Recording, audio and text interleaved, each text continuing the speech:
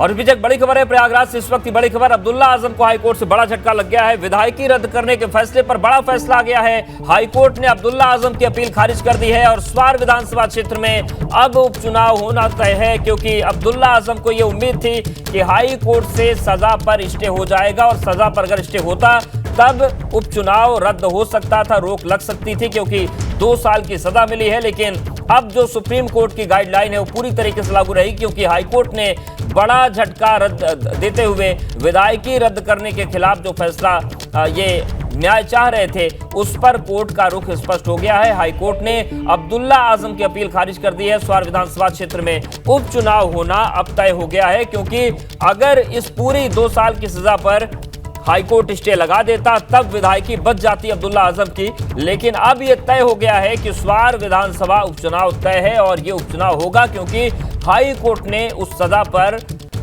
Stay लगाने से रोक लगा दी है, अपील खारिज कर दी है। प्रयागराज से मोहम्मद मोइन हमारे साथ लगातार बने हुए हैं। मोइन, क्या किया कोर्ट में, आज क्या हुआ अब्दुल्ला के मामले में?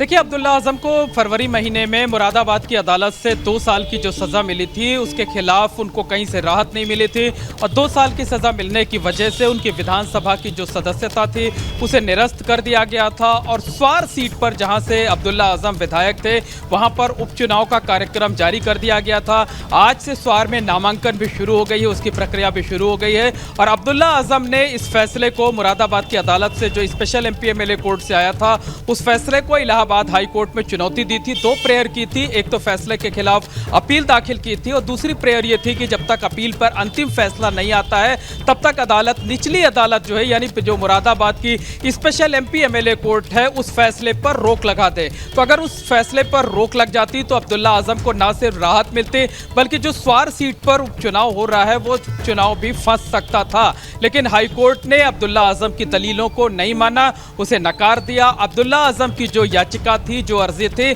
उसे खारिज कर दिया है। यानी स्वार सीट पर जो उपचुनाव हो रहा है उसमें जिस तरह से पेच फंसने की आशंका जताई जा रही थी वो आशंका अब दूर हो गई है, यानी जो राह के रोड़े थे वो दूर हो गए हैं। और अब कहा जा सकता है कि स्वार सीट पर जो विधानसभा चुनाव का कार्यक्रम जारी किया गया था वो चुनाव अब होकर के रहेगा। अब उसमें किसी तरीके की कोई रुकावट नहीं आएगी। तो अब्दुल्ला आजम की तरफ से एक दांव खेला गया था, एक कानूनी राहत पाने की कोशिश की गई थी। और आपको बता दें कि अब्दुल्ला आजम ने जो है उनके वकीलों ने यह दलील दी थी कि छजलैट इलाके में जो मुरादाबाद में पड़ता है वहां पे जो घटना हुई थी उस वक्त अब्दुल्ला आजम नाबालिग थे, इसलिए उस अदालत को यह अधिकार ही नहीं है कि उन्हें सजा सुनाए। लेकिन उनकी तरफ से कोर्ट में कोई डॉक्यूमेंट पेश नहीं किया गया और इसी आधार पर हाईकोर्ट ने अब्दुल्ला आजम की अर्जी को खारिज कर दिया। और यह कहा जा सकता है कि स्वार सीट पर जो उपचुनाव होना था अब उसकी राह में कोई रुकावट नहीं होगी और चुनाव होने का रास्ता। मोइन, अपने नजर बनाए रखिएगा, लगातार इस बड़ी खबर पर निगाहें बनी हुई है, क्योंकि अभी अशरफ और अतीक पर भी फैसला आना है, साथ ही साथ असद एनकाउंटर पर भी लगातार बने हुए।